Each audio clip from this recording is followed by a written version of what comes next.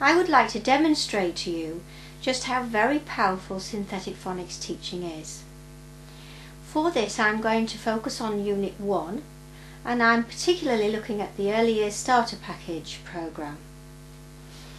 In Unit 1 we teach 12 letter sound correspondences, starting from introducing the s and then at, ip, n, k, k, k, e, r. We're already teaching a lot of concepts in Unit 1 because we have more than one spelling for the sound k, and we show how sometimes we have more than one letter to represent any sound. Now I want you to have a look at these resources here. These are modelling cards that the teacher or tutor or parent can use to do a lesson introduction. In the first 4 cards, the words that are provided are not decodable for the learner. They are there simply to model where we can tally the sound that we hear in the spoken word with the shapes that we see in the written word. So when we're learning about s, we can hear and see the sound and letter shape at the beginning of the word, but also nest in the middle of the word and nuts at the end of the word. So it's just an explanation process for the learner. But by this card here, so that's the 5th letter that we're introducing, already the words are decodable for the learner, having learnt all of these letters and sounds. Now some learners will take a little bit longer to develop the skill of blending, but always the teacher is modelling it.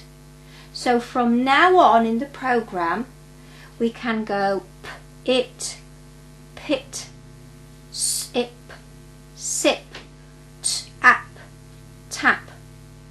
And once the learner can blend in that way, they are reading, and that's real reading.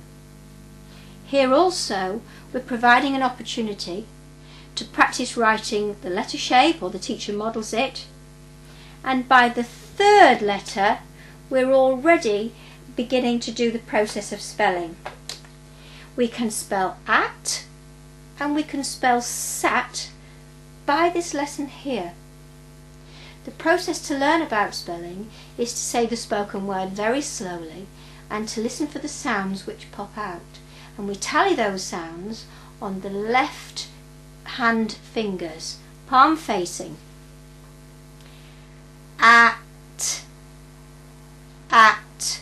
We can hear 2 sounds. We can write sound dashes for that. We've already been taught the sound and letter shape a, and we've already been taught the sound and letter shape t, and then we check it at. So we're spelling already. And so now we are beginning to develop an independence in the learner just through teaching this code knowledge and the 3 skills of sounding out and blending all through the word for reading, saying a spoken word slowly and identifying the sounds, and then knowing which letter shapes are code for those sounds. By the end of Unit 1 there are around 90 simple words that learners can read and they can spell when they have that skill well enough. That's really powerful. Now what's important for synthetic phonics teaching is really good teacher modelling, and my opinion is that it needs to be very simple and direct, and I don't favour programmes which do a lot of entertaining with lots of music and sounds and jingles, because I need the learners to focus directly on those core skills we're teaching and that alphabetic code knowledge. Following on from the teacher introduction, then the learner, each learner needs to go away and practice those same skills. And so we've developed activity sheets so that everything there is rehearsed. The letter shape, modelled on a writing line. The key word, how to write the letter shape, a space to write those letters, words to say, to identify the sounds in those words. That's a skill called phonemic awareness, and it's a spelling sub-skill. Some colouring and drawing, and some saying the sounds. At this point, the learner's going s, at, s, at, s, at. Basically learning that skill to automaticity. Very soon these words, these letters become words for the learner to blend, and so on. Now materials like that are provided step by step, very systematically. Because these resources are online, people can choose what to do with them. For example, here I've made my modelling cards into a way that they're laminated. I can write on them with a dry erase pen.